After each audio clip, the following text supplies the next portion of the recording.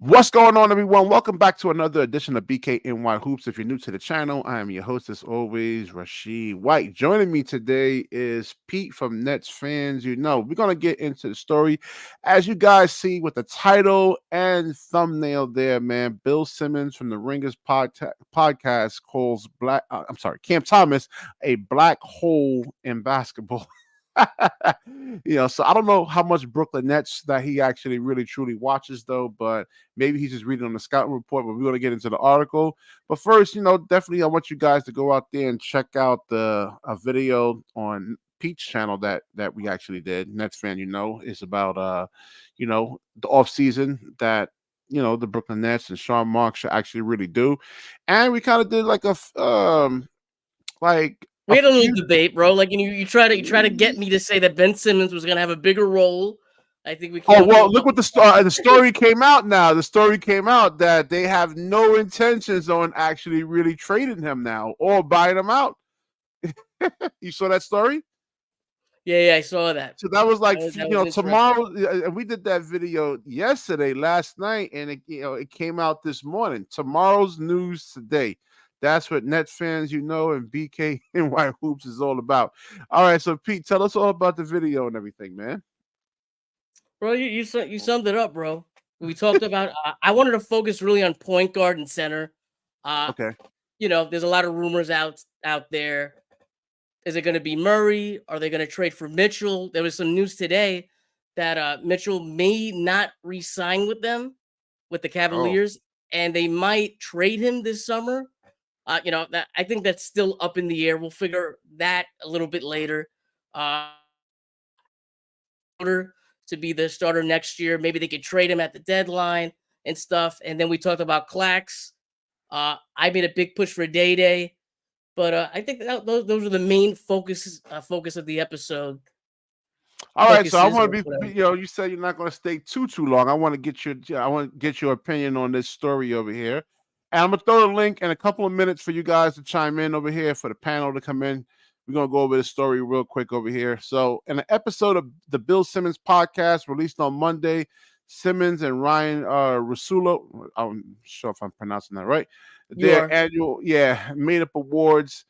So let me just get right into it. Simmons says the award is named for Arthur Williams because of the 1980 Clippers. He played 24.1 minutes a game. And he says, based on his commentary, sounds like Simmons defines a black hole as a player who rarely passes the ball. So Simmons is nominating Cam Thomas for this award and even described it as this is Cam Thomas award to lose to indicate that Thomas is the front runner in his mind. So for basketball, let me see if anything in here that's important. Well, he's wrong. Just to say that, You really think and I he's can tell wrong? you why he's wrong. Why The is that? reason why he's saying that he doesn't, obviously, does not watch a lot of Nets games. Yep. He's going by the analytics, and yes, Cam Thomas takes a lot of shots, high usage percentage, and he wasn't passing as much. But we've seen since Kevin Ollie took over, the assist numbers are going up. I think if he would look at those analytics, maybe, I don't know, if the season would go on for another month or so, I think he would change his mind on that completely. Yeah, if he actually watches every game. And this is why mainly I do the Brooklyn Nets because listen, if you pay me $3 or $4 million a year, I mean it's really hard to focus on all 20 something teams and like 400 something players, man. And you're right. And we can go look at the scouting report. We'll look at that in a second because Harlem actually argues with me sometimes. He's like, yo, man, Cam Thomas. But you're right. I mean, under Jacques Vaughn, he wasn't passing. And then the thing with Well, they Cam didn't give Thomas. him the role, bro. You know what I mean? He didn't have the role. He didn't have like that kind of I don't say that open. He didn't have the leash, I guess you could say. He would get pulled in if he was kind of messing up a little bit. You know what I mean? He's a lot more confidence with Kevin Ollie. I think Yeah, everyone can see that, right? absolutely. Yep, absolutely. And over here it says comes from Nets Wire right here. No matter where you stand on the issue of whether Thomas is a black hole or not, everyone has to admit that he is one of the better scorers in the NBA. And at 22 years old, his scoring has just made differences for the Nets team that is still trying to find its way following the trades of James Harden, Kyrie Irving, and Kevin Durant. So, I mean, what do you think there? Oh, yeah, it's a same old stuff. Same old stuff. You know what I mean? There's not much to talk So I about. mean, yeah, Cam Thomas definitely actually has to improve his playmaking right there. He's Um, still young, man. I see, like I see this stuff, and it kind of gets me a little bit upset because if we put this on like a veteran, okay, I can understand that. The guy is finally getting the first minutes that he's allowed to make a mistake. Let him yeah, live for a little bit. Let him cook. yeah, definitely, man. I think you look at this scout report that they actually had on Cam Thomas actually coming out of college now. Um, he's mainly wired to score. He says a bit one dimensional as a player, mostly wired to score. Doesn't really contribute much in other areas of the game. I think defensively, he's starting to actually get better.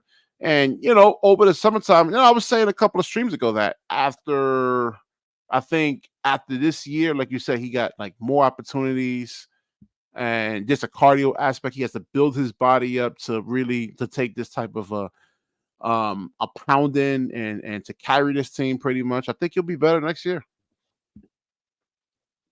Yeah, I think he will. Yeah, so shot selection sometimes can be a little off and but we know what it is with Cam Thomas. He's actually getting better. I haven't seen like the shots like what I've seen from him last season compared to this season is two totally different, players, man. What do you think, Pete? I think that you definitely see, like, you can definitely see where he added to his game. In particular, I love that he's kind of now driving, a kind of absorbing the content, absorbing the contact to get that and one.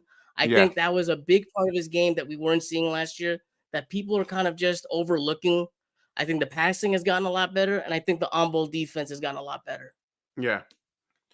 What do you actually think about let's get into trades now because now one of the questions I wanted to ask is do you trade Cam Thomas while his stock is actually high right now, or do you actually develop him and build with him? Oh man, it's so tough. You really can't answer that, right? Because we don't know who the coach is going to be. We don't know uh if Sean Marks is going to be here. But if I had to take a guess, I think they trade him because it looks like they want to build like a 28-year-old, 29-year-old, 30-year-old team based around like a Mitchell, Bridges, CJ. They don't want to rebuild. So I would probably see that happening if I had to take a guess. You just broke a lot of Nets fans' hearts right there, man. When you just said that. It happens. You know what I mean? Like you just got to be realistic. Yeah, yeah. So Jean Claude over here says context. The Cam Thomas on the Jacques Vaughn versus the Cam Thomas on the Kevin Ollie is two different players. So, yeah. So Jean Claude Pete is actually he does concur with you there. Yeah, he does actually concur. So, um, so Donovan Mitchell, man. So there was reports out there. So you think they might have to surrender Cam Thomas just to get Donovan Mitchell? Do they actually have No, to do it? I did not say that at all. What I said, what I would say is, if that one other players, one way that you could build a team is say, you know what, instead of giving Cleveland all of those Phoenix picks, we'll give you Cam Thomas and a certain number of picks, and maybe they save, I don't know, one first rounder, two first rounders, depending how Cleveland looks at CT. I don't think you have to trade CT to get Mitchell, but I definitely think that if the Nets are going to try to go for the win now move, I could definitely see Cam Thomas being a part of a deal. He's one of their better assets. Uh do you actually think they could bring him as a six-man role? Just let's say if you go to 28, 29-year-old route, they don't want to really rebuild. They want to win now. Do you actually see that if Cam Thomas can be a six-man pretty much? I think you can. I think he did it this year. I think they're going to use him as a shooting guard. But some people would say he could play the point. Some people say you don't need a point guard anymore. You have just a primary ball handler like a Jason Tatum who just brings up the ball and he's your main guy. Yeah, You know, I can see that with CT. the eye. I can see that with Cam Thomas. I can definitely see that with CT. Um, all right. So the thing is, Cam Thomas is actually due for a contract extension per se. I think next season. Yeah, he is. He'll be eligible for an extension next year. All right, They and have we a know. deadline that he has to hit if he wants to resign. If it passes the deadline, he won't be able to resign until he's a free agent. Until he's a restricted free agent. All right, so we know a lot of these players' contracts is based off of productivity, how much points these guys can actually score. Um, and let's say if the Nets are in like a win now mode, does he actually wants to take a lesser role and get paid less, basically? Uh, do you think has anyone ever said they want less money? Yeah, that's what I'm. He's going to have to really kind of get like 30 to 35 minutes a game right there. And I mean his usage Keep might this in go mind. down. He's going for his first big contract, right? Yeah. So next year is going to be really important, and you might see. I'm not going to say the guy's going to be looking out for himself. I think you could be rewarded playing in the style of the team and getting the looks that he's finally wanted and that he's deserved. So it's gonna be interesting next year. Okay. Okay. Okay. Yeah. So definitely. So the point guard situation. Ben Simmons is actually cleared. I think he's cleared right now, right? There was a whole big story out there saying that um and the whole story was pretty much Dennis Schroeder and Ben Simmons. What do you actually do with Ben Simmons? The same topic of conversation that we had last night, and this is like the lead story this morning. I would like to see some people want him bought out, some people just want him kicked out. Man, I think that's a little harsh. I think you keep him on the bench, like I said in the podcast. I'd like to see 15 minutes a game, maybe half the season. Let him get the rebounds, let him play the defense, let him pass. And if he could play more than that, than what I just said, I think you're playing with house money. All right, we got Hey, what's going BK, on, Pete. Jonathan. Jonathan, how you doing, man? How you Hey, What's doing? up, Jonathan? sorry. I was just on the Breeze thing talking about the Mikel stuff. I didn't know you were coming on early, so I was just trying to talk to other people about Oh that stuff. yeah, man. But Yeah, glad we yeah, could talk yeah. about. Yeah, I don't know if you heard about the Ben Simmons returning to Brooklyn stuff, but I thought that would probably be something that would be discussed, like the case I in We were Philly. just listen. talking about it. Yeah, yeah. Yeah. I keep trying to tell you, Jonathan. And however you feel about Ben Simmons, he's still, in a lot of general managers' minds, GM's minds, a player that is really, really hard to kind of like. You can't really duplicate a 6'10" or 6'11" point guard. It's Oh, just okay, that's the the publicity state of this statement. This is what the real statement is. Sean Marks is desperate. Like Wally actually made some Facts. sense on the podcast. She said, you know what? Even though we did give up three of the best scores in basketball history, he did honor them. And the thing is this: a lot of stars look at managers that honor what they want. So if they could coddle Ben Simmons, a guy whose contract value is so low in the totem pole, hey, if I'm injured, I'll be okay. The GM's not going to do nothing about it. Like, if I made a bad trade move like James Harden, Ben Simmons, I too would be that desperate to coddle somebody. well, let me So ask you like, something. It was it really a bad trade move? I mean, let's say if he wasn't injured. I mean, does the like trading for him as a player make it bad, or the injuries actually make it bad? it's a combination. But here's the thing, though: it's just he has been healthy. He doesn't look like his mind is fully on basketball, and now the coaches are trying to build offense around him, but they're telling him we don't expect you to produce any offense. So it makes it even tougher for the team. And if you bring Claxton back, this is the huge hole for this team right now. This is why Donovan Mitchell might be unnecessary on this team Wait, because hold on, Jonathan. Let me cut you off for a second. You heard from Harlem, these guys that I think Iceman or Eskimo that, and I Nice want to man see to Pete Don. actually, yeah, Pete actually agrees with this or not. that Claxton can knock down threes, so there shouldn't be any spacing issues whatsoever between Ben When did I and say Nick that? Claxton. No, Whoa, not you, wait. not you, not you, not you. When did I Harlem, Jeez, say Harlem, that? what's going on Harlem. here? Harlem, a couple of guys, Ivan, Eskimo, these guys, they come to me and says, hey, Nick Claxton can shoot threes. So Jonathan, you shouldn't have to worry about that because he can No, actually shoot. no. Listen. That whole thing yesterday about trying to spin this into a positive. At the end of the day, these two guys are very similar. They don't do jump No, no, shots. no, no, No, no, no, no, no. Jonathan. Wait, Wait, he BK. can What I'm shoot. no, Huh, BK. Claxton can actually shoot. No, Remember? BK.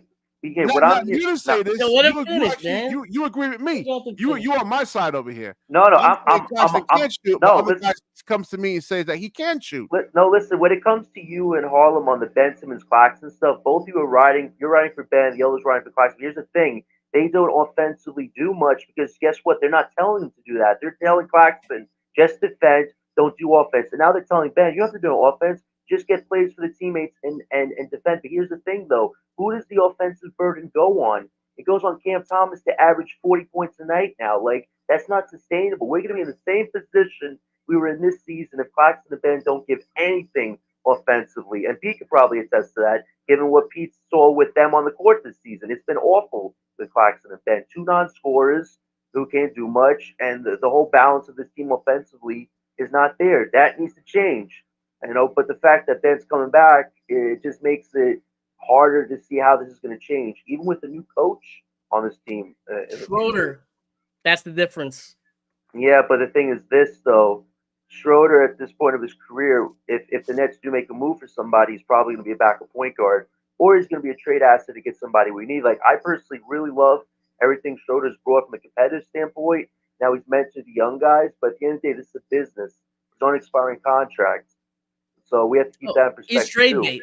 He's Yeah, trade bait at the trade yeah. deadline for sure. Yeah, like I can't get too personally attached to it, but I've definitely enjoyed the energy Schroeder's brought. But at the end of the day, if there's a Donovan Mitchell on the table and Schroeder has to be a salary piece or he's a salary piece for something else, my mind has to be open to that because we need certain elements on this team. But if Ben Simmons is on this team next year and they re-sign Claxton, we really have no financial flexibility on us until 2025. So we'd be signing guys on the penny to try to fix this team. Well, Pete was actually saying that the Nets really are looking more towards Hey, 2025. John Claude. I think a move could happen this year. I'm not going to say, if a deal comes along and they're like, you know what, that's a good price. You might see Sean Marks saying, man, I got killed this year. I'm right now fighting for my job. I don't know. Yeah, I know that yeah, they're looking at those two guys for sure, though. Yeah, but Pete, he's already gotten us off to a horrible start, and in the offseason hasn't even started yet, saying that Ben Simmons is fine. We're going to give him the 500 chance. Like, this is just bad for the team right now because this guy's in Miami hiding out. He's not even here helping mentor the young guys. Like, at the end of the day, does really keeping Ben Simmons on his team help us at all? It I'm really going to tell you doesn't. something, Jonathan. Think about this. What if Sean Marks would came out and said, you know what, Ben sucks. He's hurt all the time. He's not going to play. How do you think that'd play out?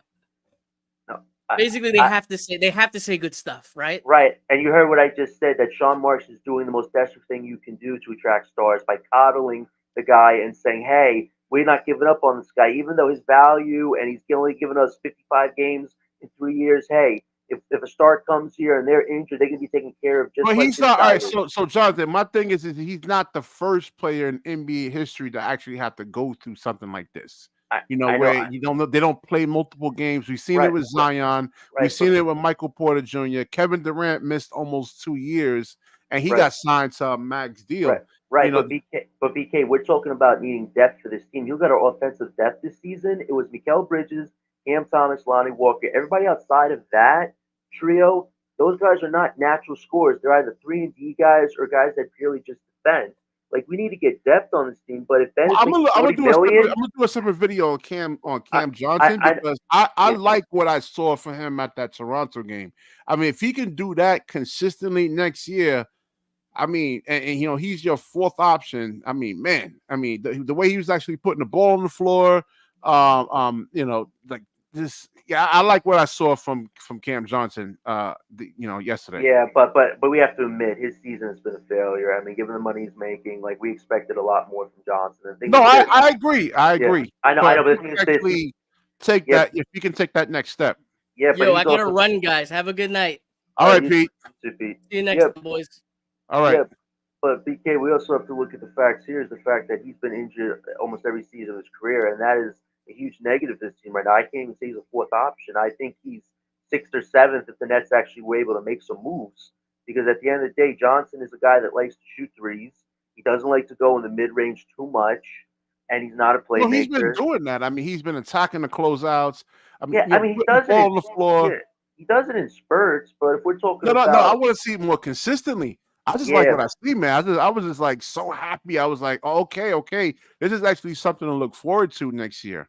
right, but the thing, it's hard, and this is why with Ben coming back, now you look at Claxton's future. If we give him 20 million, him and Johnson both making 20 million, we have no flexibility, possibly even in 2025 too. Like, maybe we'll sign two stars maybe on a whim, but we need depth. Stars, just bringing stars here is not going to win Well, you nothing. I'm gonna do a separate one in terms of like Dorian Finney-Smith being expendable now that Yeah, Clowney's actually really starting to produce. He's giving you. I mean, Dorian Finney-Smith hasn't had a 20-something point game this whole season, man. I don't yeah. believe. I gotta go look at the No, I numbers. think he had one. He had one big one against. I think it was the Rockets or Yeah, Utah. I gotta check me on that one, but that was but I if mean, I'm he's mistaken. been abysmal. I mean, Yeah. abysmal with a capital A, man.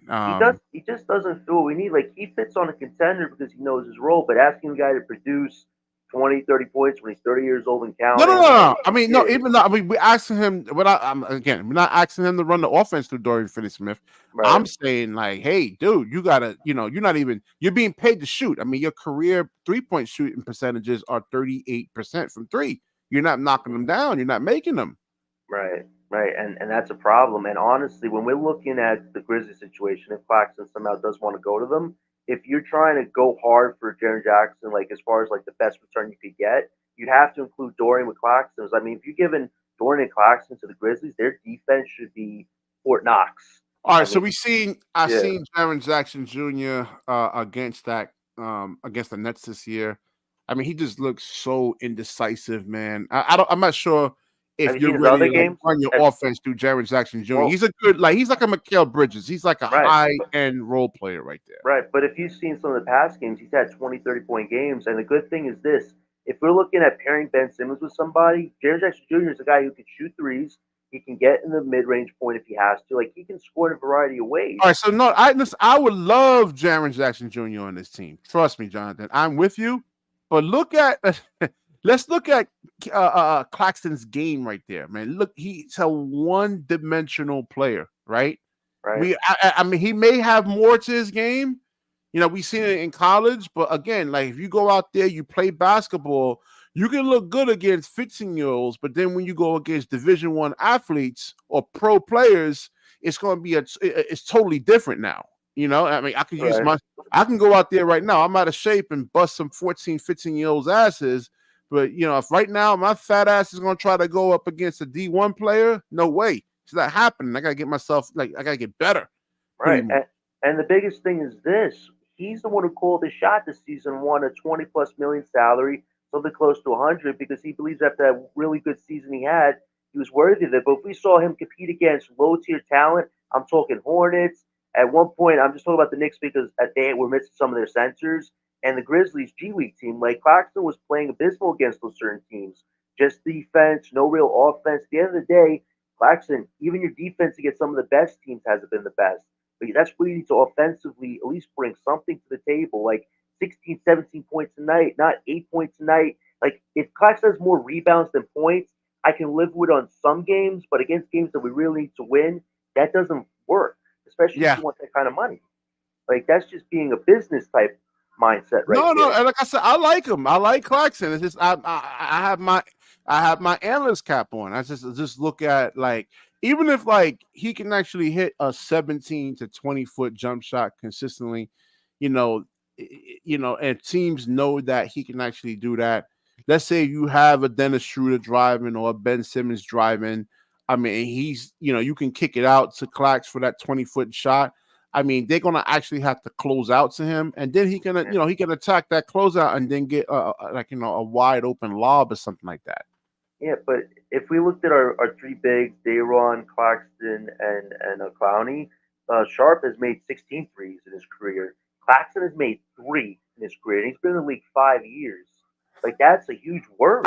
I like I understand. Listen, he can do it in practice, but it's practice. Same thing with Simmons, practice. But when a real game is on the line, you have two non-scorers who are not making threes, who are not even attempting mid-range shots. It kills your offense. Like the idea is not for Mikal Bridges and Thomas be the only guys doing your offensive carrying next season. Everybody's got to carry something offensively, and that's a problem. Like when I'm hearing, oh, Claxton just has to defend, no offense. Ben just has to defend and play make no offense. Listen, if you have two tall guys who should be able to get to the rim and give you at least 12 points, at least 12 points a night, that should be the goal here. Not that they don't have to deliver offense, it's just defense.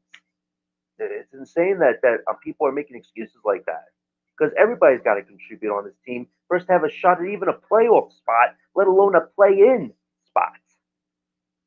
Yeah, yeah, yeah. All right, so let's get to this story over here. Nets Cam Thomas gets Bill Simmons vote, but not for the most improved player. What do you think? Bill Simmons calls him a black hole. I I think Thomas has made a lot of leaps this season. Like I was one of the people that said, listen, I get everybody's enamored with the scoring that this guy has, but he needs to take that next step and try to have a mindset of a playmaker, maybe a point guard one day, like a Chris Paul route, if his career gets to that point. Because at the end of the day, scoring is great, but in this league, you need your teammates to follow your lead, and you need to get them open shots too and share the wealth. Thomas did that the second half, but he needs to commit to it. Like you said, it's a mindset. He has to Yeah. commit to that next season. And if he does that next season and has what, 9 to 10 assists a night with 20, 30 points, he's going to be one of the top players in this league.